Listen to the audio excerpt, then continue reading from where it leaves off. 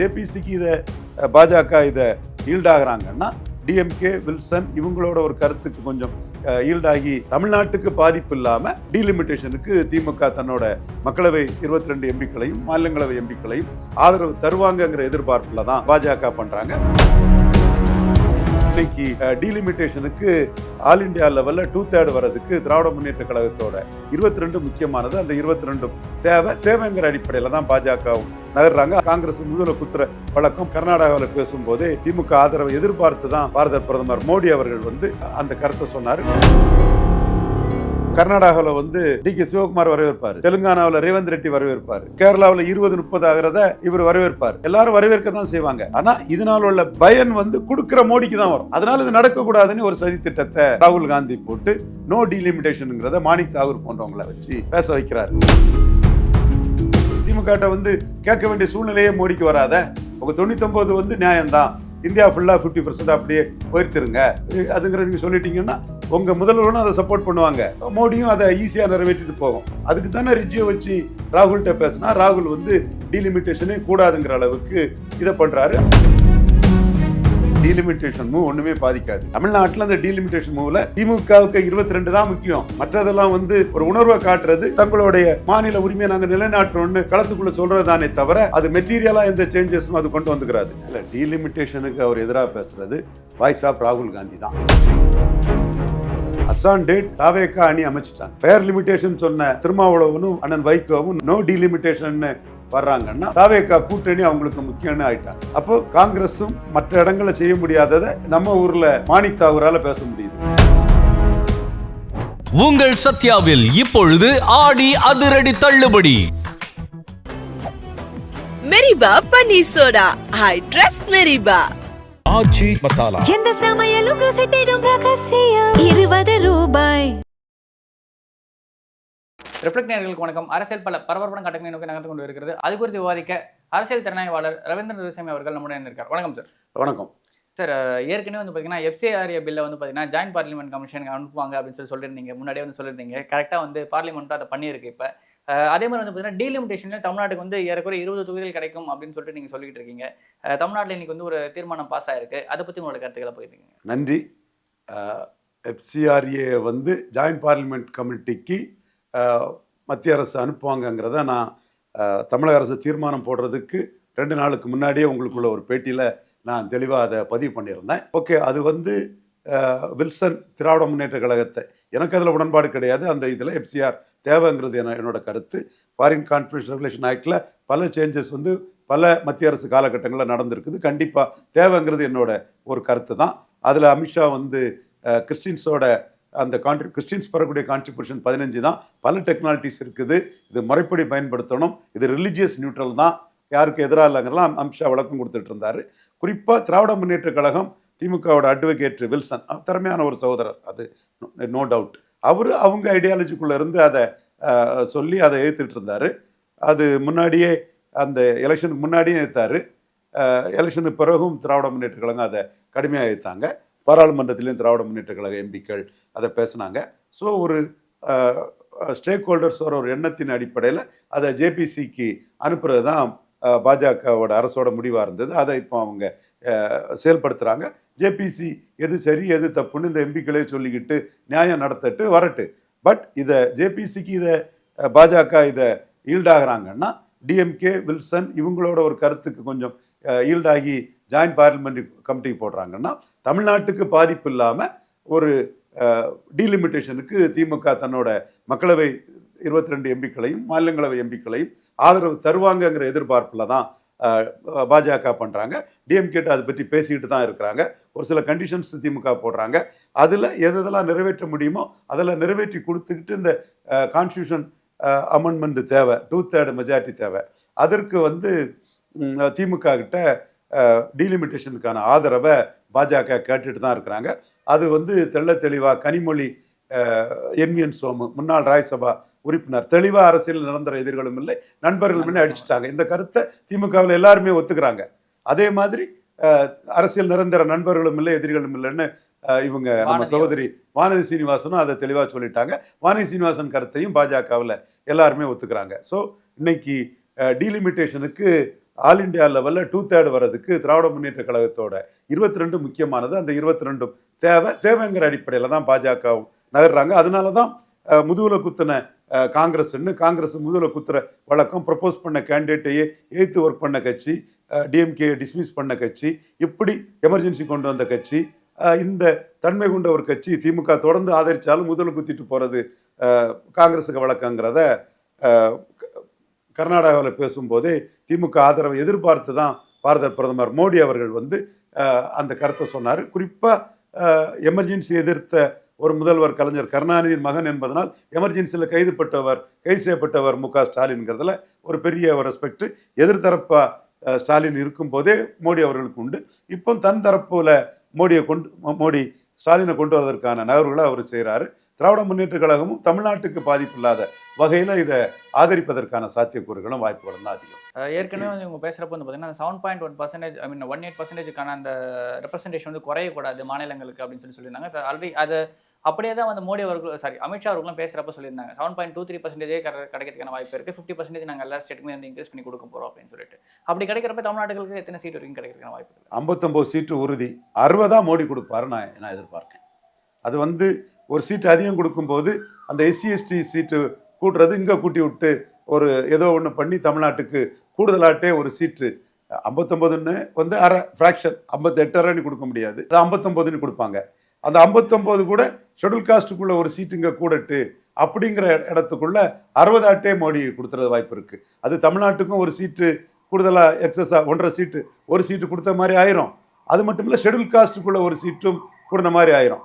இப்போ டீலிமிட்டேஷன் வந்து 39 பேரா 40 இருந்தால் அந்த 40 சீட்டு ரிசர்வ் சீட்டாக தான் போகணும், 40 சீட்டு ரிசர்வ் சீட்டாக தான் போகணும். எப்படி ஏதாவது ஒரு டெக்னாலஜிஸ் மூலமாக தமிழ்நாட்டுக்கு கூடுதலாக பண்ணுவார் மோடி. ஏன்னா பிஜேபி வந்து மத்திய பிரதேசில் ஆட்சிக்கு வந்துட்டாங்க, ராஜஸ்தானில் வந்துட்டாங்க, அந்த கிழக்கில் உள்ள மாநிலங்கள் அஸ்ஸாம், ஒரிசா, வெஸ்ட் பெங்கால்லாம் வந்துட்டாங்க. சவுத்தில் வரணும், இங்கே கர்நாடகாவில் வந்துட்டு தோத்துருக்காங்க, வருவாங்க. ஸோ அலையன்ஸ் கவர்மெண்ட் இருக்குது. ஸோ சவுத்தில் வரணும்னா இந்த இதில் சவுத்துக்கு ஒரு பெரிய ஒரு ஃபேவர் பண்ணி தான் தீரணும். இப்போ இடபிள்யூஎஸ் வந்து மோடி வந்து 10 விழுக்காடு உயர் ஜாதி ஏழைகளுக்கு கொடுத்தாரு. பிராமின்ஸ், ராஜ்புட்டு, கயஸ்தா, பூமிகார், பண்டாரி, ஜெய்ஸ்வால், இவங்கள வந்து சில மாநிலங்களில் ஓபிசியில் இருப்பாங்க, சில மாநிலங்களில் ஜெய்ஸ்வால்ஸ் எல்லாம் அப்பர் காஸ்டில் தான் இருக்குங்க, அலுவாலியா. இவங்களுக்கெல்லாம் நாயர், பட்டேலு, அகோம் இவங்களுக்கெல்லாம் கொடுக்கும்போது ராகுல் காந்தி அதை வரவேற்றார். பிராமண சமுதாய மக்கள் யாருக்கு ஓட்டு போட்டாங்க? தேசபக்தியோடும் தேவபக்தியோடும் மோடிக்கு தான் அவங்க அந்த ஓட்டை பிராமணர்கள் இந்தியா ஃபுல்லாக ஓட்டு போட்டாங்க. ஒரு சில மாநிலங்களில் சில கொஞ்சம் இதாக இருக்கலாம். ஆன் த ஹோல் அவங்க அந்த சமூகம் வந்து மோடி தலைமைக்கு தான் ஓட்டு போட்டாங்க.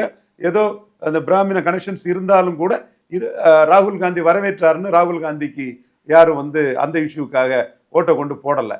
ஸோ இதே மாதிரி தென்னிந்தியாவுக்கு வந்து மோடி அதிகம் கொடுத்தாருன்னா அதை வரவேற்று தான் தீரணும். அதை சதீஷன் வரவேற்பார், டி.கே. சிவகுமார் வரவேற்பார், ரேவந்த் ரெட்டி வரவேற்பார், 3 காங்கிரஸ் முதல்வர்களும் வரவேற்க தான் செய்வாங்க. 50% ஏறுறதை வந்து இவங்க கர்நாடகாவில் வந்து டி.கே. சிவகுமார் வரவேற்பார், 50% ஏறுறதுல தெலுங்கானாவில் ரேவந்த் ரெட்டி வரவேற்பார். ஸோ இங்கே கேரளாவில் 20-30 ஆகிறத இவர் வரவேற்பார். எல்லாரும் வரவேற்க தான் செய்வாங்க. ஆனால் இதனால உள்ள பயன் வந்து கொடுக்குற மோடிக்கு தான் வரும். அதனால இது நடக்கக்கூடாதுன்னு ஒரு சதி திட்டத்தை ராகுல் காந்தி போட்டு நோ டீலிமிட்டேஷனுங்கிறத மாணிக் தாகூர் போன்றவங்களை வச்சு பேச வைக்கிறார். ஸோ இந்த இடம் வந்து நோ டீலிமிட்டேஷன்னு கர்நாடகாவில் தீர்மானம் போடுவாங்களா? அப்போ போட்ட குமாரசாமி கோவிடா ஜேடிஎஸ் விடுவாரா இவர் டி.கே. சிவகுமாரை? தெலுங்கானாவில் போடுவாங்களா? போட்டால் பிஆர் சந்திரசேகர ராவ் விட்டுருவாரா? ஆல்ரெடி பல அமைப்புகள், ஜாதி அமைப்புகள் வந்து உங்களுக்கு ரெப்ரசன்டேஷன் கிடைக்கல, சமூகங்கள் வந்து ரெப்ரசன்டேஷன் கிடைக்கல. கண்டிப்பாக விஸ்வகர்மா கிடைக்கும், செங்குந்தருக்கு பார்லிமெண்ட் தொகுதி உருவாகும், இப்படி நிறைய ஜாதிகள், உடையாருக்கு பார்லிமெண்ட் தொகுதி உருவாகும், செங்குந்தர்களுக்கு உருவாகும், உடையார்களுக்கு உருவாயிரும், தென் விஸ்வகர்மாக்களுக்கு உருவாகும், யாதவர்களுக்கு உருவாகும். இப்படி பார்லிமெண்ட் தொகுதி பரவலாக இருக்கக்கூடிய பல சமூகங்களுக்கும் 60 ஆகும்போது வந்து இங்கே வந்து செங்குந்தர் இங்கே ஜெயிக்க முடியும், இங்கே உடையார் ஜெயிக்க முடியும், இங்கே விஸ்வகர்மா ஜெயிக்க முடியும். இப்படி பல தொகுதிகள் வந்து இந்த மாதிரி பல சமூகங்களுக்கு வந்து யாதவர் ஜெயிக்க முடியும்னு தமிழ் மண்ணில் உருவாயிரும், தெளிவாக உருவாயிரும். அப்போ அதுவே ஒரு பெரிய அட்வான்டேஜாக இந்த சமூகங்களுக்கு வரும். பாசிட்டிவ் சோஷியல் ஜஸ்டிஸுக்காக தான் மோடி இதை கொண்டு வர நினைக்கிறார். நேர்மறை சமூக நீதிக்காக தான் மோடி இதை 50% ஏற்றுக்குன்னு நினைக்கிறார். ஸோ இதே மாதிரி தான் கேரளாவிலையும் வந்து ட்ரிவாண்ட்ரம் டிஸ்ட்ரிக்டில் ஒரு தொகுதி நாடாருக்கு வந்துடும், கண்டிப்பாக நாடாருக்கு வந்துடும். இப்போ ட்ரிவாண்ட்ரம் தொகுதி வந்து எம்என் கோவிந்த நாயரை நீலதோஷ நாடார் தோக்கடிச்சார். அப்புறம் சார்ல்ஸ் நாடார் வந்தார். அப்போ சார்ல்ஸ் நாடாருக்கு பிறகு கம்ப்ளீட்டாக நாயர் கம்யூனிட்டி தான் அங்கே ஜெயித்துட்டு இருக்காங்க. சசி தரூர் பெரிய இன்டலெக்சுவல் ஒரு தகுதியானவர் தான், அதை நம்ம மறக்க வரல, அவர் ஜெயித்துட்டு இருக்கிறாரு. அது வந்து டீலிமிட்டேஷன் வந்துட்டுன்னா திருவனந்தபுரம் ஆற்றிங்கல்ல 3 தொகுதி ஆச்சுன்னா 1 நாயர் வருவாப்புல, 1 ஈழவா வருவாப்புல, 1 நாடாரு கிடைச்சிடும். அப்போ நீங்கள் 20-30 ஆகிறத வந்து நாடாருக்கு ஒரு தொகுதி கிடைக்கிறத சதீஷன் நாயர் எப்படி தடுத்துட முடியும் கேரளாவில்? அப்போ ராகுல் சொன்னாலும் அவர் 50% உயரம்னா ஏற்றி 20-30 ஆக்குனா கரெக்டுன்றார். 20-18 குறைஞ்சாதான் அவருக்கு சிக்கல். 20 யூனிஃபார்மாக 30 கூடிட்டுன்னா சதீஷனும் ஓகே சொல்லிடுவார். ஸோ இந்த இடத்துக்குள்ள பிரயத்தனம் இல்லாத ஜாதிகளுக்கு, ஒரு பரவலாக இருக்கக்கூடிய ஜாதிகளுக்கு எம்பி டிக்கெட் கிடைக்கிறதுக்குள்ள வாய்ப்புகள் இருக்குது. தமிழ்நாட்டில் அந்த வகையில் விஸ்வகர்மா எம்பிக்கள், உடையார் எம்பிக்கள், யாதவர் எம்பிக்கள், செங்குந்தர் எம்பிக்கள் வந்து இப்போ திருநெல்வேலி தொகுதினா நாடாருங்கிற ஒரு சூழ்நிலை தொடர்ந்து 77 ஆலடி அருணா வந்ததுலேருந்து இன்னைக்கு வர திருநெல்வேலி தொகுதினா நாடாருன்னு இருந்துட்டு இருக்குது. இப்படிப்பட்ட ஒரு சூழ்நிலையில் யாதவர்கள் எம்பியாட் ஆகக்கூடிய அளவுக்கு, உடையார்கள் எம்பியாட் ஆகக்கூடிய அளவுக்கு, விஸ்வகர்மாக்கள் எம்பிகள் ஆகக்கூடிய அளவுக்கு, செங்குந்தர் எம்பி ஆகக்கூடிய அளவுக்கு மோடி திட்டம் போடுறாரு. மோடியோட இந்த எண்ணம் பாசிட்டிவ் சோஷியல் ஜஸ்டிஸ் பேசக்கூடிய நம்ம எண்ணமும் இதே எண்ணம் தான். ஸோ அந்த இடத்துக்குள்ள 39-60 ஆனால் இந்த சமூகங்களுக்கெல்லாம் வாய்ப்பு கூட கிடைக்கும். ட்ரிவாண்ட்ரம் ஆக்டிங்களை வச்சு ஒரு வெளிப்படையாக நாடார் இதை வச்சு நான் சொல்லியிருக்கேன். அதே நம்ம கேரளாவிலேயே நம்ம நாடார் அமைப்பை சேர்ந்த KNMS சேர்ந்தவங்க, நம்ம அருள் நாடார், நம்ம தம்பி பசங்கள்லாம் பெரிய அளவுக்கு கேரளாவுக்குள்ளே பண்ணிட்டு இருக்கிறாங்க. இப்போ நமக்கு வந்து ஏற்கனவே ட்ரிவாண்ட்ரம் ஆர்டிகல் 2 தொகுதியில் கொஞ்சம் ஓட்டில் தான் பாஜக தோத்துது. மீண்டும் அந்த 2 தொகுதியும் நம்மளால் ஜெயித்து கொடுக்க முடியுங்கிற ஒரு அஷூரன்ஸே டெல்லி தலைமைக்கு நான் சொல்லியிருக்கிறேன். ஏன்னா அங்கே உள்ள என்னோட லாகடமிலா காலேஜில் உள்ள அந்த பாரசாலா, நெய்யாட்டிங்கரா, நேமம், கோவளம்லாம் நாடார் தான் மெஜாரிட்டி. இப்போ உள்ள நாடார் இளைஞர்கள், கேரள நாடார் மகாஜன சங்கம், காமராஜ் காங்கிரஸ், சந்திரசேகரன், இவங்க எல்லாமே வந்து 50% ஏற்றி 30 ஆக்கணுங்கிற அந்த கருத்தை நாடார் சமுதாயம் வந்து திருவனந்தபுரம் டிஸ்ட்ரிக்டில் விழிப்புணர்ச்சியோட பண்ணிட்டு இருக்கிறாங்க. அதே மாதிரி இங்கேயும் வந்து உடையார், யாதவர், செங்குந்தர், விஸ்வகர்மா போன்றவங்களாம் பண்ணுனா இந்த திமுகவின் கோரிக்கை அந்த 50% உயர்த்தணுங்கிற அந்த கோரிக்கைக்கு வந்து மேலும் வலு சேர்க்கக்கூடிய அளவுக்கு அது இருக்குன்னு தான் நான் பார்க்குறேன். மோடி இதை இந்தியா ஃபுல்லாக எல்லா சமூகங்களுக்கும் பிரதித்துவம் வரணுங்கிறது இது மோடியோட நோக்கத்தில் ஒன்னாட்டு இருக்குது. இதில் பட் ஆனால் தமிழ்நாட்டில் வந்து பார்த்தீங்கன்னா ஒரு தீர்மானம் அதுக்கு எதிராக வந்து நிறைவேற்றப்பட்டிருக்கு. அதுக்கு திமுகவும் ஆதரவு தெரிவிச்சிருக்கு. இந்த ஒரு நிலைப்பாடை வந்து பார்த்தீங்கன்னா ஆளுநர் ஏற்றுப்பாரான்னு இருக்கு. ஏன்னா சட்டமன்றத்தில் நிறைவேற்றப்படும் தீர்மானம் ஆளுநரோட ஒப்புதலுக்கு அப்புறமா தான் வந்து சட்டமாக வந்து மாற முடியும். ஆளுநர் ஏற்றுப்பாரான்னு இது சட்டமாக மாறினாலும் ஃபெடரல் சிஸ்டத்தில் யூனியன் கவர்மெண்ட் அது எப்படி கட்டுப்படுத்தும்? நேரு உறுதிமொழியை சட்டமாக்குன்னு நம்ம ஒரு தீர்மானம் போட்டுட்டோம், உடனே சட்டமாக்கிடுவாங்களா? யூபிக்காரன் விடுவானா? பீகார்காரன் விடுவானா? இப்போவே 2/3 மோடி வந்து மேனிப்புலேட் பண்ண வேண்டியது இருக்குது. இப்போவே இதுவரை எண்ணிக்கை அடிக்கடையில் தான் இடஒதுக்கீடுன்னு அகிலேஷ் யாதவும், தேஜஸ்வியும், ஹேமந்த் சோரனும் இதுவரை பேசாமல் இருக்கிறாங்க. அவங்களும் எங்களுக்கு எண்ணிக்கை குறைஞ்சி போச்சுன்னு ஒரு அரசியல் குறைஞ்சி போகக்கூடாது, எண்ணிக்கை அடிப்படையில் 10 லட்சத்துக்கு ஒரு எம்பின்னு அவங்களுக்கு கேட்கலாமே. இல்லை பிஜேபி அந்த மாதிரி தான் கொண்டு வர இருந்தாங்கிறதான ஒரு கான்செப்ட். அதில் திராவிட முன்னேற்ற கழகம் வந்து 7.18 குறையக்கூடாதுங்கும் போது தானே திமுகவோட கூட்டணியும் வேணும், தமிழ்நாட்டுக்குள்ளே நமக்கு செல்வாக்கு பெருகணும்னா 7.18 குறையாத அளவுக்கு யூனிஃபார்ம் 50% இன்க்ரீஸாக பிஜேபி முடிவெடுக்க போகிறாங்க. எடுத்துட்டாங்க, அது சொல்லிட்டாங்க, அது திமுக தரப்புட்டே சொல்லிட்டாங்க. அதை இப்போ பொறுத்திருங்க, நாங்கள் இதை பண்ணி தந்துடுவோங்கிறத சொல்லிட்டாங்க. ஸோ இதைத்தான் சரத்பவாரும் ஆதரிக்கிறார். யூனிஃபார்ம் இன்க்ரீஸ்னா 8 எம்பிக்கள் வச்சிருக்கூடிய இண்டி கூட்டணியில் உள்ள சரத்பவாரும் அதை ஆதரிக்க தான் செய்கிறார். ஸோ ஒரு சட்டசபை தீர்மானம் வந்து தமிழக மக்கள் உணர்வு, குறிப்பாக இவங்களோட அடிப்படை நோக்கமே தமிழ்நாடு பாதிக்கக்கூடாதுங்கிறாங்க. ஸோ அதை போடுறதுல ஒன்றும் தவறு இல்லை, அவங்க உணர்வு அதை காட்டுறாங்க. ஒட்டுமொத்த இந்தியாவின் நலன், இந்திய மக்களின் நலன், அந்த இது எடுத்து பார்க்கும்போது யூனிஃபார்ம் 50% இன்க்ரீஸுக்கு 2/3 மெஜாரிட்டி வரும்னா அதை வந்து பாஜக முன்னெடுக்கும். ஏன் ராகுல் காந்தியை கூட நாளைக்கு அவரோட மாநில முதல்வர்களும் அவரை நெருக்கடி கொடுக்கும்போது, இண்டி கூட்டணியில் சரத்பவார் நெருக்கடி கொடுக்கும்போது, சரி மற்ற பெண்களுக்கு அதிக தொகுதி கிடைக்கும், அட்டவணைப்புரி மக்களுக்கு அதிக தொகுதி கிடைக்கும், பிரதித்துவம் இல்லாத சமூகங்களுக்கு தொகுதி கிடைக்க வாய்ப்பு இருக்குன்னு சீட்ஸ் இன்க்ரீஸ் ஆச்சுன்னா மைனாரிட்டிஸ் கூட அதிகமான சீட்ஸ் கிடைக்குங்கிற ஒரு சூழல்ல அதை அகிலேஷ் யாதவ் சப்போர்ட் பண்ணுறேன்னு சொல்லிட்டாலே matter over. Akhilesh Yadav support பண்ணிட்டுவாருன்னு சொல்லிட்டாலே திமுகவுக்குள்ள அந்த பெரிய முக்கியத்துவம் 22 எம்பிக்கு இருக்குதுல்ல, அது குறைய ஆரம்பிச்சிடும்.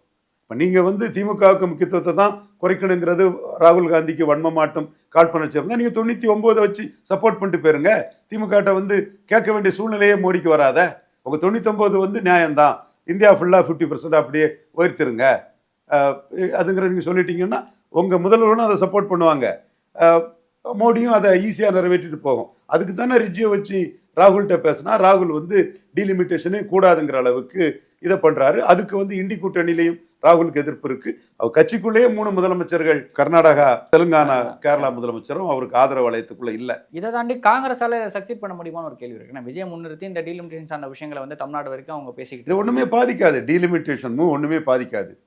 தமிழ்நாட்டில் அந்த டீலிமிட்டேஷன் மூவில் திமுகவுக்கு 22 தான் முக்கியம். மற்றதெல்லாம் வந்து ஒரு உணர்வை காட்டுறது, தங்களுடைய மாநில உரிமையை நாங்கள் நிலைநாட்டுறோன்னு களத்துக்குள்ளே சொல்கிறது தானே தவிர அது மெட்டீரியலாக எந்த சேஞ்சஸும் அது கொண்டு வந்துக்கிறாது. நான் அதனால தான் நான் கேட்டேன் 7.18க்கு பாதிப்பு இல்லைன்னா துறை வைக்க ஒரு ஓட்டை மோடிக்கு அளிக்கணும், திருமாவளவும் 2 ஓட்டை மோடிக்கு அளிக்கணும். அப்படித்தானே நீங்கள் ஃபேர் டீலிமிட்டேஷன் தானே அன்னைக்கு நீங்கள் போட்டிருக்கீங்க, ஏப்ரல் அதுதானே சொல்லியிருக்கீங்க. அதே வழியில் நீங்கள் நிற்கணுங்கிறது தான் திருமா சகோதரர்கிட்டையும் இவர்கிட்டையும் நான் கேட்டிருக்கிறேன். நம்ம துறை வைக்கோட்டையும் அதை கேட்டிருக்கேன். மோடிக்காக இதை நீங்கள் செய்யணுங்கிற கருத்தை தான் நான் முன் வச்சிருக்கிறேன். அவங்களும் வந்து அந்த நேரம் வரும்போது வந்து ஒரு தமிழ்நாட்டுக்கு பாதிப்பு இல்லைங்கிற உணர்வு வரும்போது சப்போர்ட் பண்ணதுக்கான வாய்ப்புகளும் சாத்தியக்கூறுகளும் இருக்கு. ஏன் 3 காங்கிரஸ் முதல்வர்களுமே தென்னிந்தியாவில் இருந்து மோடிக்கு சப்போர்ட் கொடுப்பாங்க. யூனிஃபார்ம் 50% சொன்னால் அரசியல் ரீதியாகவும் மோடி அதை தான் செய்வார். இங்கே தானே நம்ம மேலே வளரணும். வடக்க வளர்ந்தாச்சு, கிழக்க வளர்ந்தாச்சு, சவுத்தில் தானே வளரணும்னா சவுத்து கொஞ்சம் நல்லா பண்ணால் தானே வளர முடியும். அதைத்தான் மோடி செய்வார். ஆதவர்ஜனா அவர்கள் வந்து பார்த்தீங்கன்னா சட்டமன்றத்தில் பேசுகிறப்ப அவரே ஒரு விஷயத்த சொல்கிறாரு. ஜிஎஸ்டி நீட்டு மாதிரியான விஷயங்கள்லாம் வந்துச்சுன்னா அதுக்கான காரணம் வந்து பார்த்தீங்கன்னா நம்மளுக்கு போதுமான எம்பிஸ் இல்லாமல் போனது தான் காரணம் அப்படின்னு சொல்லிட்டு சொல்கிறார். போதுமான எம்பிஸ் இல்லைன்னா டீலிமிட்டேஷனை வேறு ஆதரிச்சா தானே வந்து பார்த்தீங்கன்னா எம்பிஸோட கவுன்ஸ் இன்க்ரீஸ் ஆகும், மேபி மாற்றி இவங்க ஓட்டு போகிறதுக்கு கூட. பட் ஆனால் அவரே அதை சொல்லிட்டு அவரே டீலிமிட்டேஷனுக்கு எதிராகவும் ஒரு விஷயம் பேசுகிறாரு.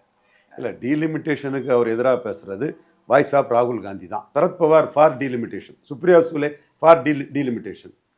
இதுவரை நமக்கு ஒரு நல்ல விஷயம் என்னன்னா தேஜஸ்வியும் அகிலேஷும் எண்ணிக்கை அடிப்படையில் தான் இது பண்ணணும், காமராஜரும் நெஹ்ரும் எங்களுக்கு அநீதி இழைச்சிட்டாங்க ஆரம்பத்தில்னு பேசலை, அவ்வளவுதான். ஆனால் நடந்தது அதுதான். ஆரம்பத்திலே கேரளாவுக்கெல்லாம் 20 தகுதி கிடையாது. சென்னை ராஜதானிக்கு அதிக இது வாங்கி கொடுத்துட்டார் காமராஜர். அதுக்கு இன்னொரு ரீசனும் உண்டு. நெஹ்ருக்கும் காமராஜுக்கும் என்ன எண்ணம் இருந்திருக்கும்னா இந்துத்துவ சக்திகள் தான் வந்து நமக்கு எதிராக வந்துடும், அது வடக்கர் தான் வரணும்னு வடக்கை வந்து சீட்டை குறைச்சிட்டாங்க. அதுக்கு பிறகு 71 பல டீலிமிட்டேஷன்லாம் வந்திருக்குது. இப்போ வந்து எண்ணிக்கை அடிப்படையில்னா வடக்க கூடும் வட மாநிலங்களில். அப்போ எண்ணிக்கை அடிப்படைன்னு கேட்காம இருக்கிறதே அகிலேஷ் யாதவையும் தேஜஸ்வி யாதவையும் நம்ம பாராட்டலாம். இப்போ அவங்க வந்து இது தொடர்பாக மோடிக்கிட்ட ஏதோ நெகோஷியேட் பண்ண விரும்புகிறாங்க. அவர் தேஜஸ்விகிட்ட 4 இருக்குது, அகிலேஷ் கிட்ட 36க்கு மேலே இருக்குன்னு நினைக்கிறேன். ரொம்ப எக்கச்சக்கம் இருக்கு. அகிலேஷ் கிட்ட 37 இருக்குது. இப்போ நம்ம என்டிஏக்குள்ளே நிதிஷ்குமார் இருக்கிறாரு. அவர் வந்து எண்ணிக்கை அடிப்படையில் எடுக்கலன்னா எங்களுக்கு பாதிப்புன்னு அவர் சொல்லலை, கட்டுப்படுறார். அது இருக்கிறார். ஸோ இந்த இடத்துக்குள்ள இந்த அரசியலை வந்து மோடி கிட்ட நெகோஷியேட் பண்ணி அகிலேஷ் யாதவ் சம்மதிச்சிட்டாலே போதும். அகிலேஷ் யாதவ் சம்மதிச்சிட்டா திமுகவுக்கு 22 கோடிய முக்கியத்துவம் வந்து குறையும். ஸோ அதுதான் அவங்களும் அரசியலாக டாக்ஃபுல்லாக தான் திமுகவும் ப்ளே பண்ணுவாங்க. ரிஜி வந்து ராகுல்கிட்ட தான் பேசுகிறாரு. பட்டு அவங்க ராகுல் வந்து நடக்கவே கூடாதுன்னு நினைக்கிறாரு. அகிலேஷ் யாதவ் வந்து எண்ணிக்கை அடிப்படையில் பண்ணுனா அவங்களுக்கு யூபியில் ஜாஸ்தி கிடைக்கும். அப்போ அதுக்கு எதிராக போக முடியாது. அப்போ இங்கே இன்னைக்கு 2/3 வந்து ரொம்ப முக்கியமாக இருக்கிறது திராவிட முன்னேற்ற கழகத்தோட 22 எம்பிக்கள் தான். மோடிக்கு தெரியும், அமித்ஷாவுக்கு தெரியும். அவங்க அதை ஒர்க் அவுட் பண்ணிட்டு தான் இருக்கிறாங்க. அதே மாதிரி தமிழ்நாட்டில் வந்து பார்த்தீங்கன்னா நம்பர் ஆஃப் தொகுதி இன்க்ரீஸ் ஆகிறப்ப இது இப்போ இருக்க கரண்ட்ல யாருக்கு வந்து அது ஃபேவர் அப் பண்ணிக்கும்? தாவேக்கா வந்து ஒரு பெரிய நம்பர் ஆஃப் தொகுதி இன்க்ரீஸ் ஆகும்போது அது அணி அமையதை பொறுத்து தான் அது சொல்ல முடியும். அசான் டேட் தாவேக்கா அணி அமைச்சிட்டாங்க. ஃபேர் லிமிட்டேஷன் சொன்ன திருமாவளவனும் அண்ணன் வைகோவும் நோ லிமிட்டேஷன் நோ டீலிமிட்டேஷன்னு வர்றாங்கன்னா தாவேக்கா கூட்டணி அவங்களுக்கு முக்கியம்னு ஆயிட்டாங்க. அப்போ காங்கிரஸும் மற்ற இடங்களில் செய்ய முடியாததை நம்ம ஊரில் மாணிக் தாகூரால் பேச முடியுது. இதை கேரளா காங்கிரஸால் பேச முடியாது, விஜயன் விட மாட்டார். நீங்கள் தெலுங்கானா காங்கிரஸால் பேச முடியாது, சந்திரசேகர ராவ் விட மாட்டார். இது கர்நாடகா காங்கிரஸால் பேச முடியாது, பேசவும் மாட்டாங்க. அவங்களும் பேசி என்னத்துக்கு நஷ்டமாக அடைய போகிறாங்க. ராகுல் காந்திக்கு ஒரு அச்சம் இருக்குது, டீலிமிட்டேஷன் வந்தால் 10 விழுக்காடு எம்பி சீட்டு மோடிக்கு அதிகம் வந்துருமேங்கிற ஒரு அச்சம் அவருக்கு இருக்குது. அந்த அச்சத்தை ஏன் சிவகுமாரும் ரேவந்த் ரெட்டியும் சதீஷனும் ஷேர் பண்ணணும்? ஸோ அவங்களும் அதுக்கு தக்கன ஒரு அரசியலை தான் அவங்க பண்ணுவாங்க. ஸோ இந்த அதிக சீட்டு தமிழ்நாட்டுக்குள்ளே வர்றது வந்து கூட்டணி எப்படி அமையுதோ அதை பொறுத்து தான் தமிழ்நாட்டுக்குள்ளே அந்த அதிக சீட்டோட டிஸ்ட்ரிபியூஷன் இருக்கும். அதிக சீட்டு கொடுத்துட்டாங்கன்னா மோடி தலைமையை ஏற்றுக்கிறதுல எடப்பாடி இப்பவும் கூட நிற்கிறார். இது ஸ்டாலினுக்கும் அதில் பிரச்சனை இல்லைன்னு சொன்னால் 60க்கு 60 அடிச்சிடலாம். ஸ்டாலின் இது மோடி முதல்வர்னு எடப்பாடி ஸ்டாலினும் சம்மதிச்சிட்டாங்கன்னா 60க்கு 60 அடிச்சிடலாம். எடப்பாடி சம்மதிக்கிறார். ஸ்டாலின் தான் கொஞ்சம் பார்கெயின் பண்ணிட்டு இருக்கிறாரு, அல்லது அவர் கொஞ்சம் டிரான்சிஷன் பீரியட் தேவைன்னு இருக்கிறாரு, அல்லது அடுத்து எப்படி போகிறதுங்கிறது கொஞ்சம் தயங்கி இது பண்ணிட்டு இருக்கிறாரு. பட் எனிவே இவங்க வாங்கி அடிச்சிட்டாங்க. நம்ம கனிமொழி NVN சோமு வாங்கி அடிச்சிட்டாங்க. பிரதமர் மோடி அவர்கள் வந்து பார்த்தீங்கன்னா முன்னாள் ஜனாதிபதி ராம்நாத் கோவிந்துடைய புத்தக வெளியீட்டு விழாவில் வந்து பார்த்தீங்கன்னா இளைஞர்கள் வந்து கொஞ்சம் தெளிவாக இருக்கணும், ஏன்னா இது ரீல்ஸ் கலாச்சாரம் ஓடிட்டு இருக்கு, ரொம்ப வந்து கேர்ஃபுல்லாக இருக்கணும் அப்படின்ற மாதிரி விஷயங்கள் வந்து சொல்லிட்டு இருக்காரு. நாட்டை சார்ந்த விஷயங்கள்லாம் படிக்கணுன்ற விஷயங்கள் சொல்லியிருக்காரு. அதை பற்றி உங்களுக்கு கருத்து? 2014 இளைஞர் எழுச்சியால் தான் மோடி பிரதமர் ஆனார். குறிப்பாக ஊழலுக்கு எதிராக அந்த இளைஞர் எழுச்சி தான் மோடி பிரதமர் ஆனார். இன்னைக்கு வந்து 15 ஆண்டுகளுக்கு பிறகு 2029 தேர்தல் அவர் சந்திக்கிறார். அப்போ நீங்கள் 18 வயசில் ஓட்டுன்னா 3 வயசு, அன்னைக்கு மோடி 2014 3 வயசாக இருந்த ஒரு குழந்தைக்கு வந்து 2029 ஓட்டுரிமை வந்துடும். அந்த குழந்தை வந்து மோடிக்க சாதனைகள், ஒரு குடும்ப ஆட்சியை வீழ்த்தி, சர்வாதிகாரி ஆட்சியை வீழ்த்தி, ஒரு பரம்பரை ஆட்சியை வீழ்த்தி, மொரார்ஜி வாஜ்பாய் செய்யாத சாதனைகளை செய்து ஒரு பெரிய தலைவராக மோடி இருக்கிறாருங்கிறது அவங்களுக்கு தெரியாது. அப்போ அவங்களுக்கு இது தெரியப்படுத்தணும். இந்த நாட்டில் ஒரு பரம்பரை வாரிசு அரசியலை, சர்வாதிகாரத்தை கொண்டு வந்த காங்கிரஸை வாஜ்பாய் மொரார்ஜியால் சரியாக டீல் பண்ண முடியல. கடுமையாக டீல் பண்ணி இந்த நாட்டு நலனுக்கு எதிரான சக்தியை வீழ்த்தினது மோடி தாங்கிறத புதிய இளைஞர்கள் மத்தியில் கொண்டு போய் சேர்க்கணும். இந்த சோனியா காந்தி அதிகாரம் வரவிடாமல் மோடியால் தான் தடுக்க முடியும். வாஜ்பாயும் அத்வானியும் கோட்டை விட்ட பிறகு மோடி தான் தடுத்தாருங்கிறதும் அந்த இளைஞர்கிட்ட கொண்டு போகணும். மோடி அதை உணர்றாரு. இப்போ தான் இந்த ஸ்னாப்ஷாட் அது உள்ளுக்கெல்லாம் வராரு. அது மாதிரி இளைஞர்கள் விரும்பி பார்க்கக்கூடிய எல்லா அதுக்குள்ளேயும் வராரு. ஸ்னாப்ஷாட்டில் வந்து இளம் பெண்கள் தான் ஜாஸ்தி வர்றதாட்டு கூட ஒரு சர்வே ஜென்சி கிட்ஸ் வந்து அதிகமாக இருக்காங்க, அது சொல்லப்படுது. ஸோ ஸ்னாப்ஷாட்டுக்குள்ளேயும் மோடி வராரு. ஸ்போர்ட்ஸ் பர்சனில் ஒரு பாக்ஸர்கிட்ட இந்த எப்படி கிக் பாக்ஸர்கிட்ட பேசுகிறாரு பார்த்தீங்களா, அந்த எல்லாமே இந்த இளைய தலைமுறை, அனைத்து தலைமுறையும் இவங்க தான் நாளைக்கு எதிர்காலம். இந்தியாவின் பண்பாடு கலாச்சாரத்தை இவங்க தான் காக்கணும். அப்போ நீங்கள் லெவலில் வந்து இவங்களோட நாட்டின் பண்பாட்டையும் கலாச்சாரத்தையும் காப்பாற்றுறது அடுத்த தலைமுறை இளைஞர்கள் தாங்கிறத மோடி தெளிவாக தெரிகிறாரு, உணர்றாரு. 29 அவரோட வெற்றிக்கு இந்த வாக்காளர்கள் முக்கியங்கிறத உணர்றாரு. அவங்களுக்கான அரசியலை அட்ரஸ் பண்ணுறாரு. இந்த இடத்துக்குள்ள எனக்கு ஒரு பழைய நினைவு தான் வருது. ஏரல் ஐயா தாழ்லிங்க நாடார் பேசும்போது பேசுனது தான். சித்திரகுப்பன் என் ஏட்ட புரட்டிட்டு இருக்கிறாங்க, இளைஞர்களே இந்த நாட்டின் பண்பாட்டையும் கலாச்சாரத்தையும் நீங்கள் தான் காப்பாற்றணும்னு அவர் சொல்கிறாரு. இந்த நாட்டின் பண்பாட்டையும் கலாச்சாரத்தையும் மோடி இன்னும் 10 ஆண்டு காலம் காப்பாற்றுவார். அதில் எந்த மாற்றமும் இல்லை.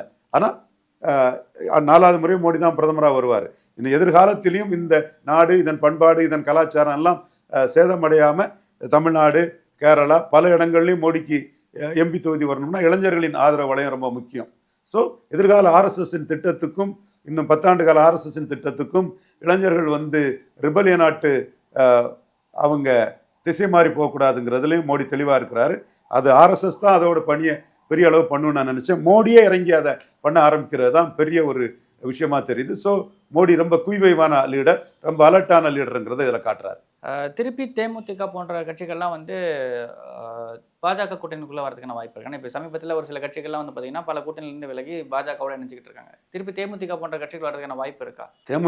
திமுக கூட்டணியில் தான் இருக்கிறாங்க. ஆனால் பார்லிமெண்ட்னா பிரைம் மினிஸ்டர் கேண்டிடேட் மோடிங்கிற அலையன்ஸ்குள்ளே வருவாங்க.